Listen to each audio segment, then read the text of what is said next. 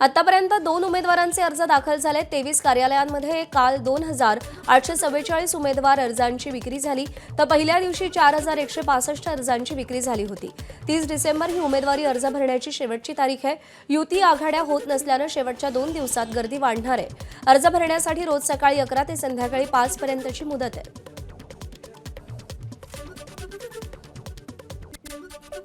राज ठाकरेंना सोबत घेतल्यानंतर उद्धव ठाकरेंची शिवसेना शरद पवारांच्या राष्ट्रवादीलाही सोबत घेण्यासाठी आधीपासून प्रयत्न करतेय। मात्र शरद पवारांच्या राष्ट्रवादीनं उद्धव ठाकरेंसोबत युतीची चर्चा थांबवल्याची माहिती आहे। मित्रपक्षाला आदर नाही तिथं युती करणं योग्य नसल्याचं मत शरद पवारांनी व्यक्त केलंय। मुंबईमध्ये उद्धव ठाकरेंची शिवसेना पवारांना 10 पेक्षा जास्त जागा देण्यास तयार नसल्याची माहिती सूत्रांनी दिली आहे। त्यामुळे पवारांच्या पक्षानं आता काँग्रेससोबत चर्चा सुरू केल्याचं कळतंय। शरद पवारांनी काँग्रेसकडे 58 जागांची मागणी केल्याची माहिती मिळतेय। आता पवार काँग्रेसच्या उत्तराची वाट पाहणार आहेत आणि त्यानंतर त्यांचा पक्ष भूमिका जाहीर करेल अशी माहिती मिळतेय। दरम्यान काँग्रेसच्या मुंबई अध्यक्ष वर्षा गायकवाडांनी ठाकरे बंधूंच्या युतीबाबत मोठं भाष्य केलंय। ठाकरे बंधूंनी आम्हाला विचारात न घेता युतीची जुळवाजुळव केल्याचा दावा वर्षा गायकवाडांनी केलाय। आमच्यासोबत ठाकरेंनी कोणतीही चर्चा केली नसल्याचं गायकवाडांनी म्हटलंय। एबीपी माझाच्या संपादक सरिता कौशिक यांच्या कॉफी विथ कौशिक या पॉडकास्टमध्ये त्या बोलत होत्या।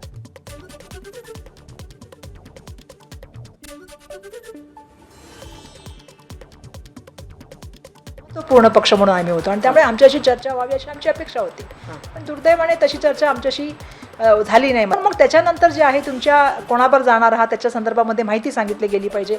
ज्यावेळी आपण एकत्र बसतो त्यावेळी अपेक्षा ही आहे की एकमेकाशी आपण त्या तऱ्हेने पुढे जाताना पारदर्शकता ठेवली पाहिजे आणि दुर्दैवाने आम्हाला ते वाटलं नाही की ते आमच्याशी झाली।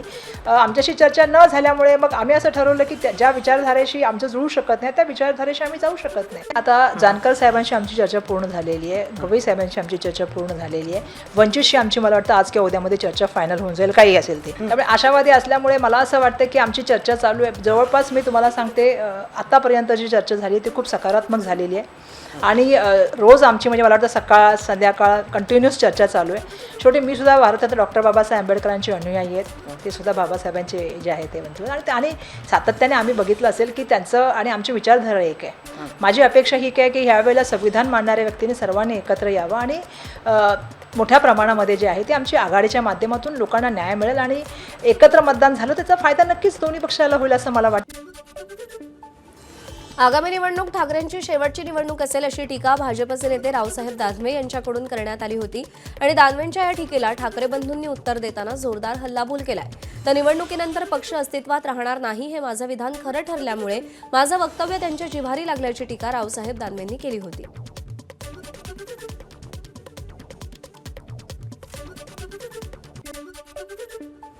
उद्धव ठाकरे साहेबांसारखा काळा बोरका फाडून शेपूट खालीहून घालून मी विधान परिषदेत नाही गेलो।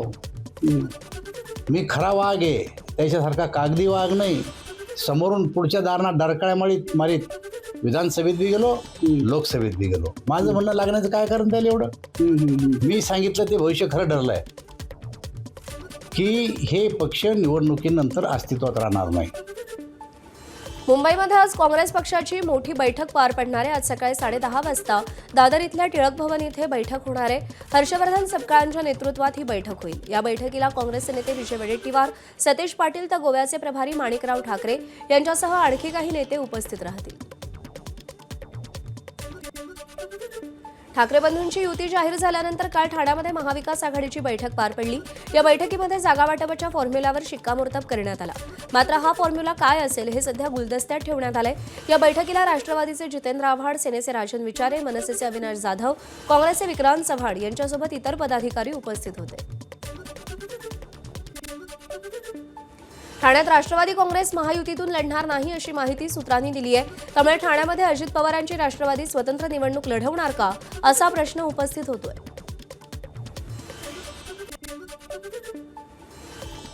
पुणे महानगरपालिकेसाठीही भाजप शिवसेनेत जास्तीच्या जागा पदरात पाडून घेण्यासाठी रस्सीखेच सुरू आहे।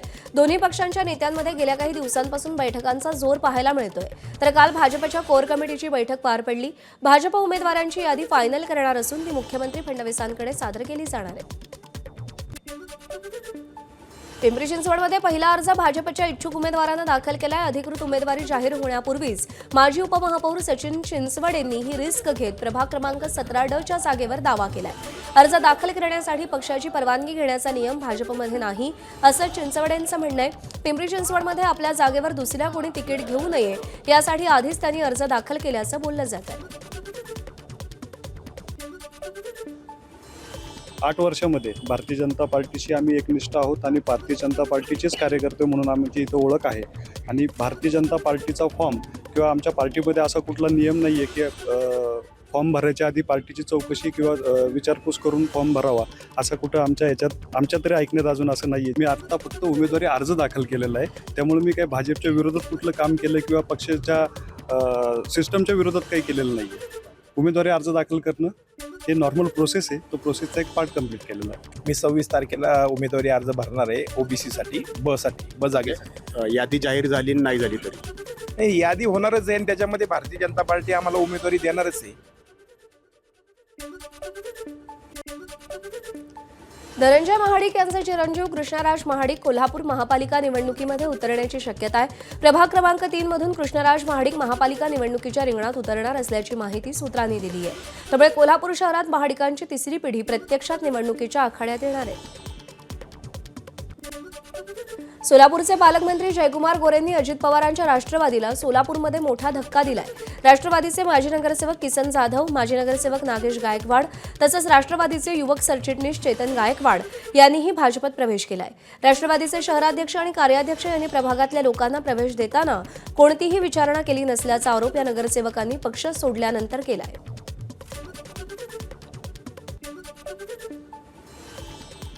राष्ट्रवादी काँग्रेस पक्षाचे प्रदेश उपाध्यक्ष आणि या शहराचा अनेक वर्षापासून नगरसेवक म्हणून काम करत असलेले किशनजी जाधव आणि नागेशजी गायकवाड हे जे पण राष्ट्रवादी काँग्रेस पक्षाचे जवळजवळ 4 टर्मचे नगरसेवक आहेत. पण त्यांचे अन्य सहकारी आहेत त्या सगळ्यांचा आज भारतीय जनता पक्षामध्ये झालेला आहे. समाजकारण राजकारणामध्ये खूप चांगलं नाव आहे. भारतीय जनता पक्षासोबत आल्याचा आम्हाला सगळ्यांना आनंद आहे. विविध घटकाचा विचारसरणीचा दृष्टिकोन असेल येणाऱ्या महानगरपालिकेच्या अनुषंगानं तिथं आम्हाला विश्वासात घेऊन अजित बनसोडे असतील त्यांचा प्रवेश घेणं गरजेचं होतं. परंतु वरिष्ठांना आमच्याबद्दल आणि तिथल्या आमच्या परिस्थितीबद्दल चुकीची माहिती ब्रीफ करून त्यांनी त्या ठिकाणी तो प्रवेश घडवून आणला.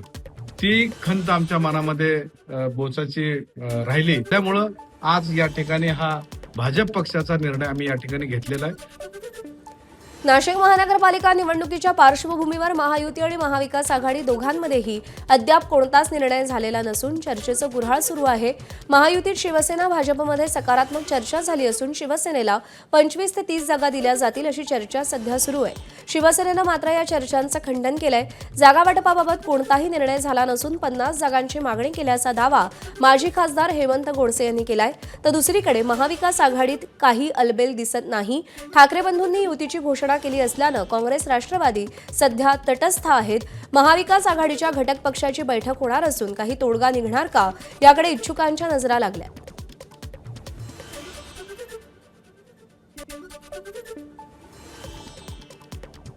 नाशिकचे 2 माजी महापौर भाजपच्या गळाला लागलेत. माजी महापौर विनायक पांडे, यतीन वाघ भाजपमध्ये प्रवेश करणार आहेत. तर काँग्रेसचे दिग्गज नेते शाहू खैरे देखील भाजपच्या वाटेवर असल्याची माहिती सूत्रांनी दिली आहे. मंत्री गिरीश महाजन यांच्या उपस्थितीमध्ये प्रवेश सोहळा होणार आहे. विनायक पांडे हे ठाकरेंच्या शिवसेनेचे महत्त्वाचे नेते आहेत, तर शाहू खैरे हे काँग्रेसचे मोठे नेते आहेत. त्यामुळे भाजपनं एकाच वेळी काँग्रेस आणि ठाकरेंच्या सेनेला धक्का दिल्याची चर्चा आहे.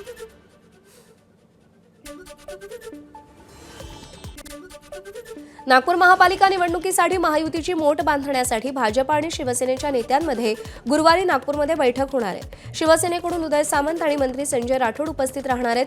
तर बैठकीला महसूल मंत्री चंद्रशेखर बावनकुळे यांच्यासह भाजपचे स्थानिक नेते उपस्थित राहतील. या बैठकीमध्ये महायुतीवर शिक्कामोर्तब होण्याची शक्यता आहे. या बैठकीमध्ये निवडणुकीची रणनीती ठरवण्यात येणार असून शहरातील हॉटेल सेंटर पॉइंट इथे ही बैठक होणार असल्याची माहिती आहे.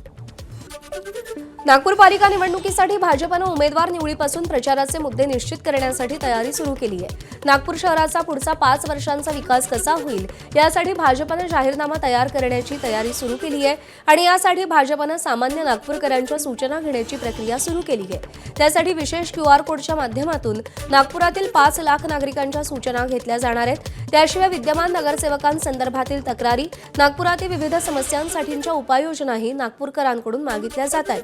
त्यासाठी भाजपचे कार्यकर्ते नागपूर शहरातील विविध बाजार आणि सार्वजनिक ठिकाणी जाऊन नागरिकांना QR कोडच्या माध्यमातून त्यांच्या सूचना आणि तक्रारींसाठी आग्रह धरतील. दरम्यान भाजपचे निवडणूक प्रभारी प्रवीण दटके यांच्याशी आमच्या प्रतिनिधींनी बातचीत केली आहे. पाहूया.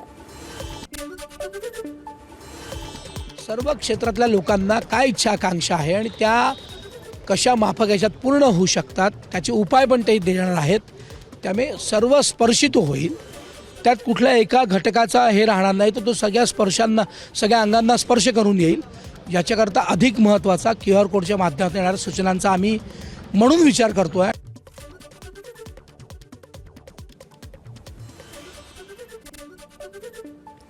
अमरावती महापालिकेसाठी शिंदेंची शिवसेना आणि भाजपमध्ये आतापर्यंत युतीबाबत 3 बैठका झाल्यात.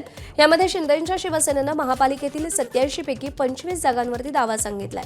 मात्र भाजप तेवढ्या जागा द्यायला तयार नसल्याची माहिती आहे. दरम्यान आमदार रवी राणा यांच्या युवा स्वाभिमान पक्षालाही या युतीमध्ये सामावून घेतलं जाणार आहे. त्यांच्याशी 2 दिवसानंतर चर्चा केली जाणार आहे. या सगळ्यात महायुतीमध्ये असलेल्या अजित पवारांच्या राष्ट्रवादीने मात्र स्वतंत्र निवडणूक लढवण्याचं जाहीर केलंय. ABP माझा, उघडा डोळे बघा नीट.